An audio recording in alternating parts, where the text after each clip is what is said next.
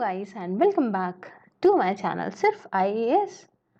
तो यहाँ पे हम अपनी Indian economy by Sanjeev Verma ji की सीरीज को कंटिन्यू करते हुए आज आपके सामने इसका चैप्टर नंबर 19 जिसका नाम है लुकिंग आउटवर्ड टुवर्ड्स ग्लोबलाइजेशन उसे प्रेजेंट करने जा रहे हैं। तो आइए शुरू करने से पहले चैनल को सब्सक्राइब कर लीजिए, बेल आइकन को प्रेस करिए ताकि आपको रेगुलर अपडेट्स मिलते रहें। अब यहाँ समझिए कि सबसे पहले जो ये टर्म है, जो मेन मुद्दा है कि लुकिंग आउटवर्ड का मतलब लुक आउटवर्ड का इसका मतलब क्या हुआ। इसका मतलब आखिरकार क्या हुआ। देखिए पिछले सारे चैप्टर्स में हम अपनी इकोनॉमी की बात कर रहे थे ना, तो इसका क्या बोलेंगे, इसको डोमेस्टिक इकोनॉमी मतलब हमारे देश की इकोनॉमी की हम बात कर रहे थे अंदर की।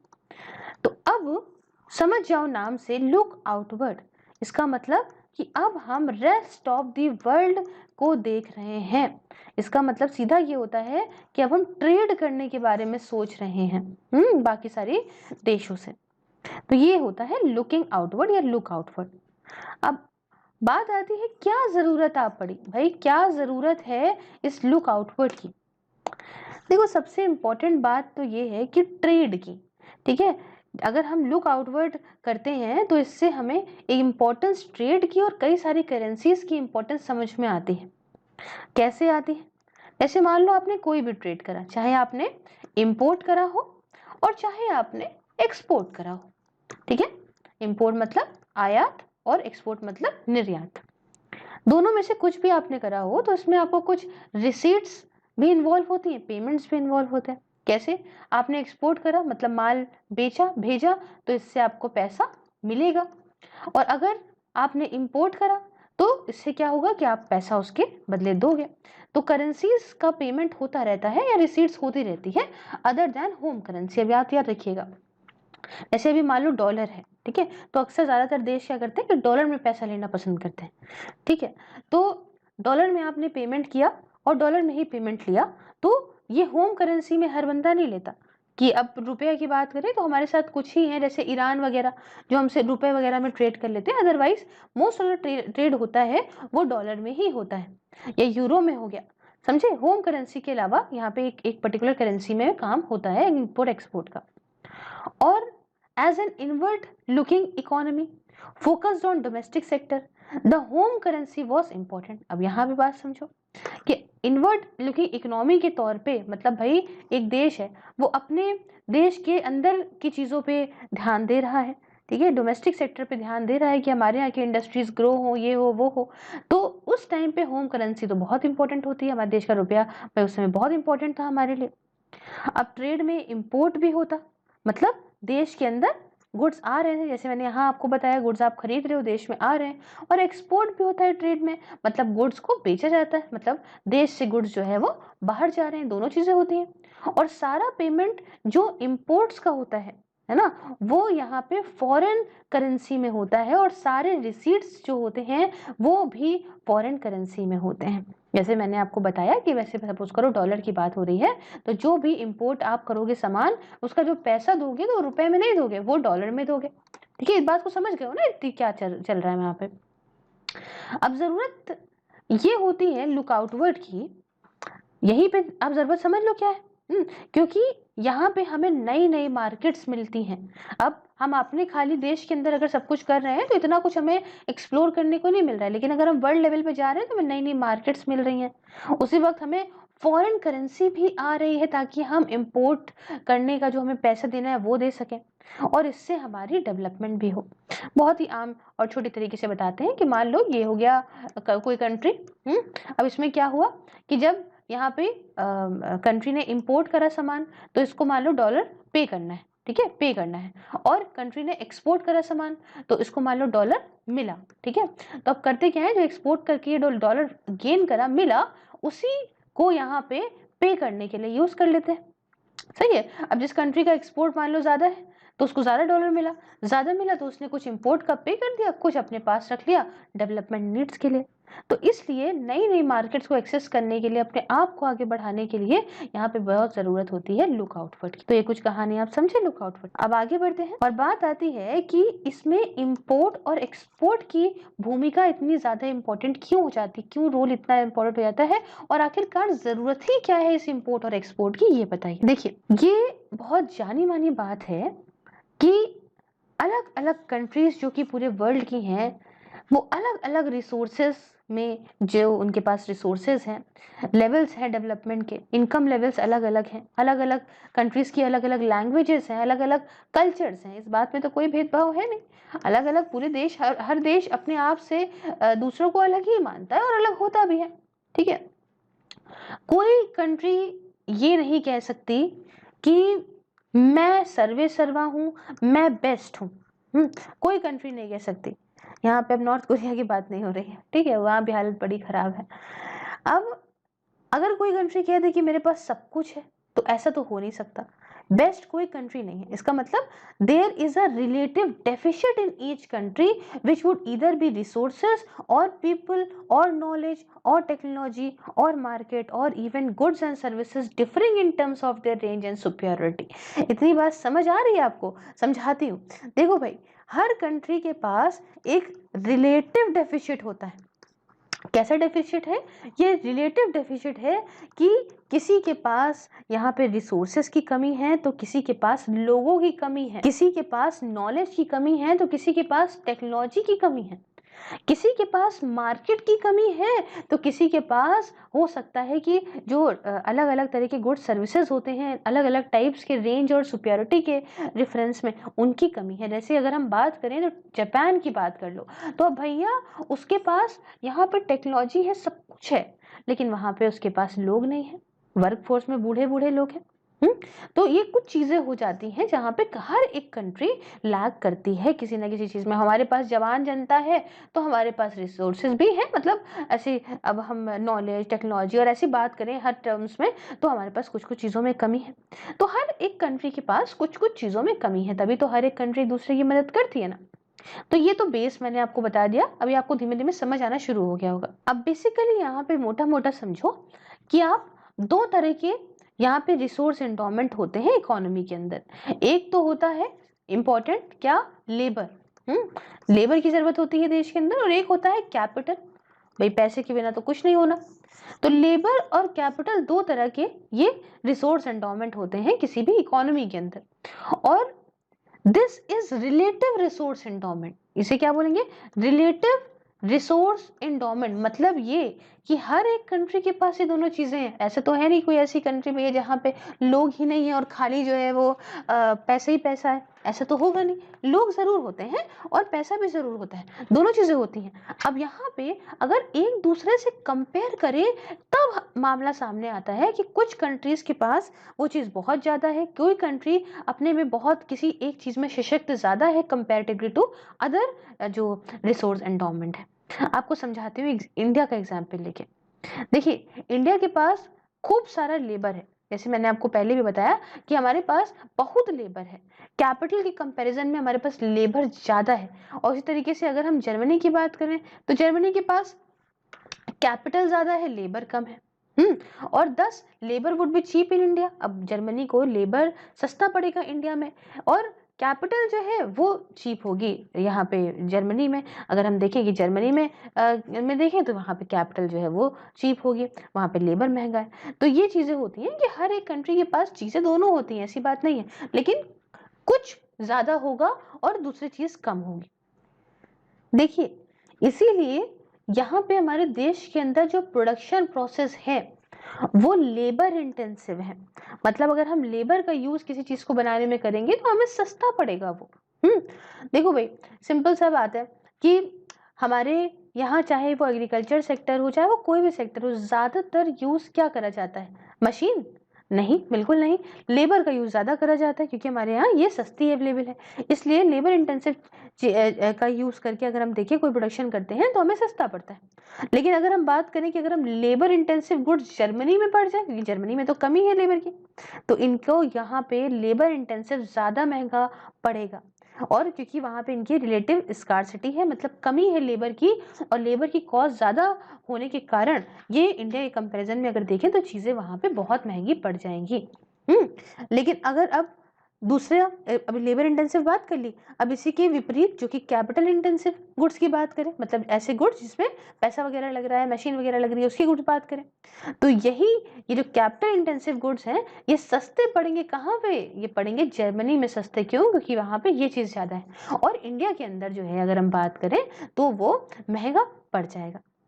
इतनी बात समझ में आई?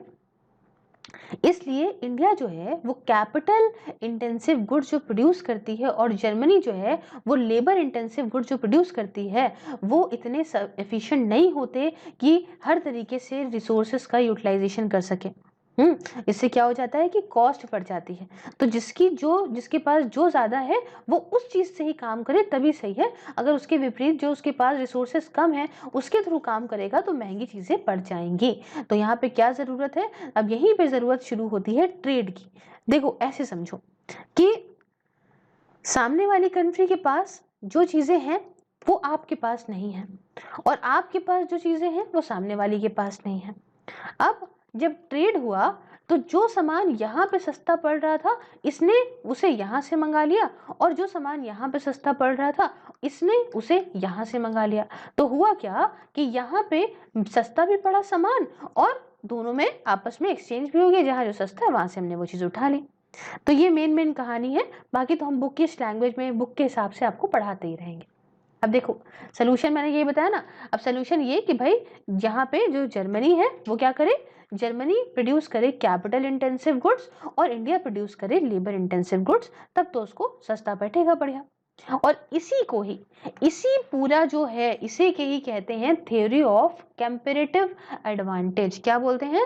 थ्योरी ऑफ कंपैरेटिव एडवांटेज, जो ये कहती है कि लेबर इंटेंसिव कंट्री जो है वो एक्सपोर्ट करे गुड्स को over which it has a comparative advantage. मतलब लेबर इंटेंसिव गुड्स अगर हमारे यहाँ इंडिया में सस्ते पड़ रहे हैं तो हम लेबर इंटेंसिव गुड्स को एक्सपोर्ट करें, मतलब इनको यहाँ पे हम बेचें, और इंपोर्ट करें in which it has comparative disadvantage, मतलब capital intensive goods from Germany. क्योंकि हमारे यहाँ जो कैपिटल इंटेंसिव गुड्स हैं वो महंगे पड़ेंगे, इसलिए हम इन गुड्स को बाहर से, मतलब सपोज इस केस में जर्मनी से मंगवाएं, क्योंकि वहां पे गुड्स सस्ते हैं और हमको भी सस्ते पड़ेंगे।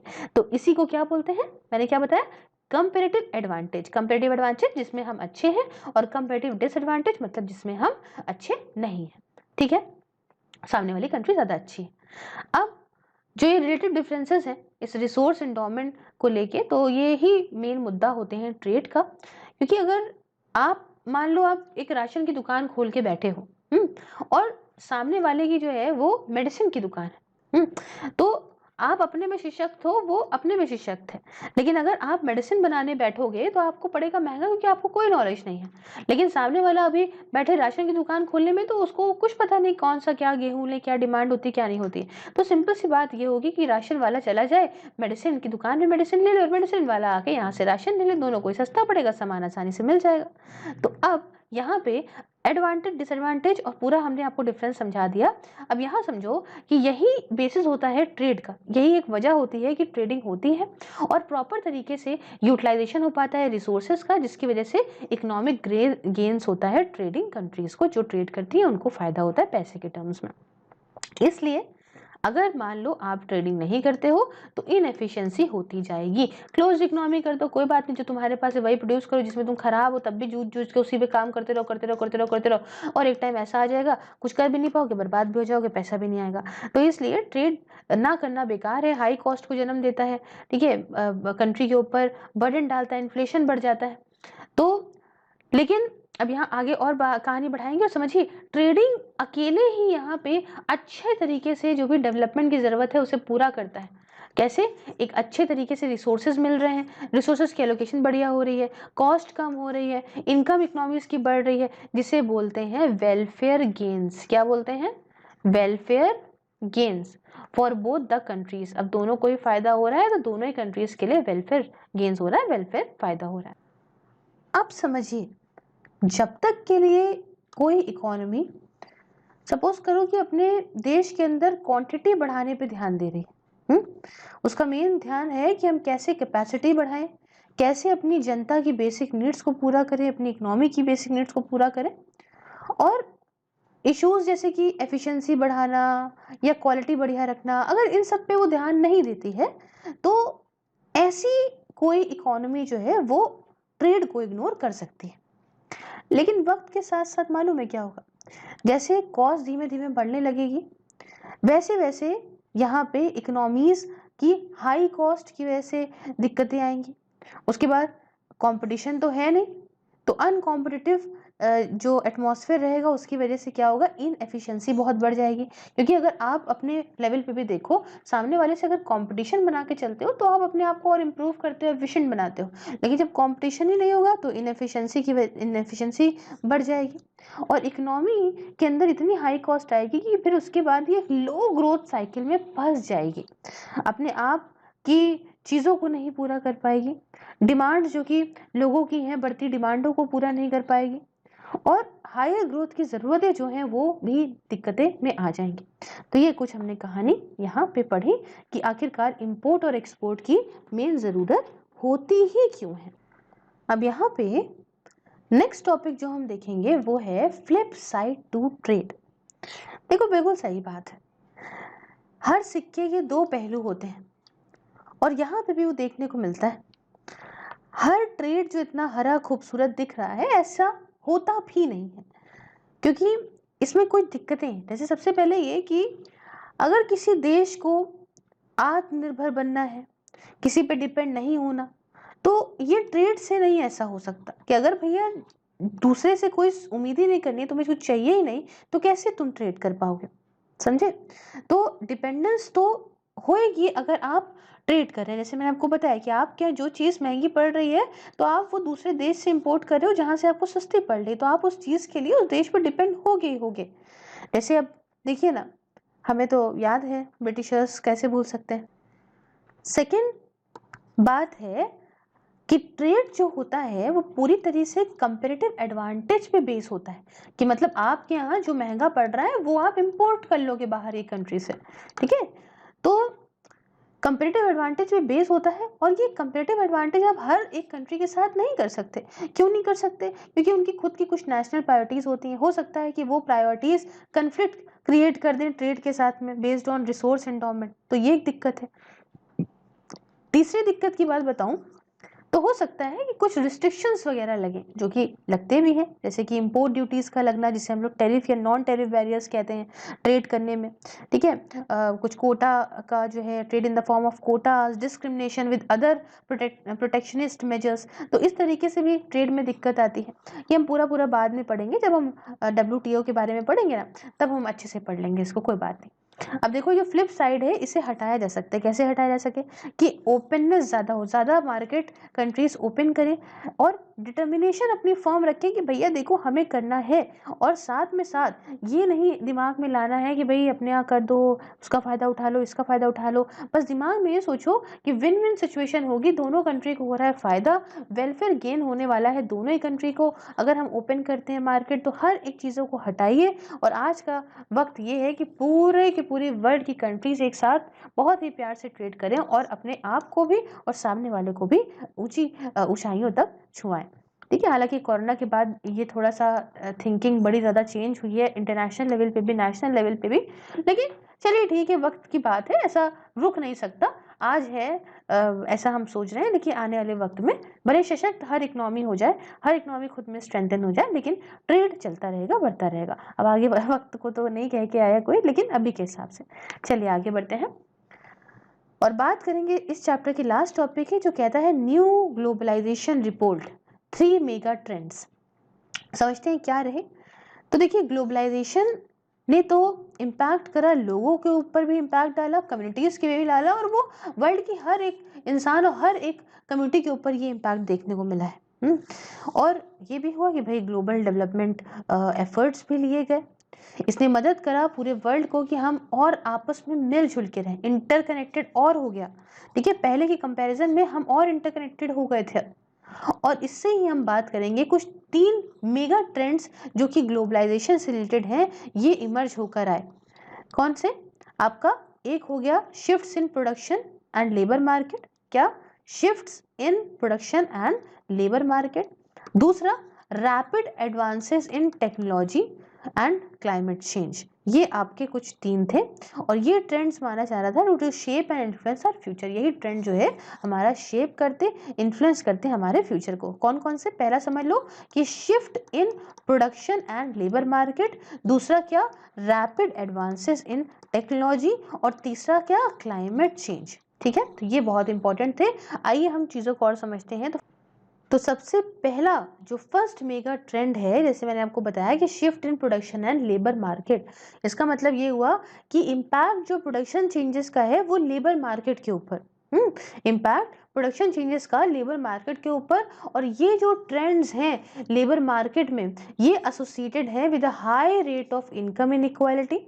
जैसा कि देखने को मिल रहा है, ये बढ़ भी रही है। ज़्यादातर जो कंट्रीज हैं पूरे वर्ल्ड की, उसके अंदर देखने को मिल रही है इनकम इनइक्वालिटी। दूसरा जो है वो है सेकंड मेगा ट्रेंड की अगर हम बात करें तो भाई ये रिलेटेड है fast moving development and advancement of technology से। जैसे हमने बात करी कि भाई फटाफट से जो है आगे समय में टेक्नोलॉजी को आगे बढ़ाना है, एडवांस बनना है उसमें। और जिन जिन कंट्रीज के पास इसमें एडवांसमेंट नहीं होगा, इनका कम एक्सेस होगा, वो पीछे रह जाएंगी। और तीसरा जो मेगा ट्रेंड है उसके बारे में बात करें, ये क्लाइमेट चेंज से रिलेटेड है। तो कई सारे ट्रेंड्स क्लोजली लिंक्ड है ग्लोबलाइजेशन से, जैसा आप जानते हो। जैसे आपका इनकम एक्टिविटी हो गई, लाइफस्टाइल चेंजेस हो गए, अर्बनाइजेशन हो गया, सब कुछ इसी पे ही डिपेंड करते हैं। और ये बहुत बड़ा इम्पैक्ट डाल रहे हैं हमारे इन्वायरमेंट के ऊपर। और ये हो सकता है कि ये क्लाइमेट चेंज में कंट्रीब्यूट करें, है ना। अपना कुछ ना कुछ शेयर तो देंगे ही देंगे, और जो दे ही रहे हैं तो आम बात है। तो यहाँ पे हमने इस चैप्टर को अपने कंप्लीट करा। So if you like the video, do like the video, share it with your friends, subscribe your channel Surfires, and if you want to follow me on any of the social media platform, link is in the description. Also you can join my membership and enjoy the various perks. Thank you so much for discussion. Have a wonderful day. Take care.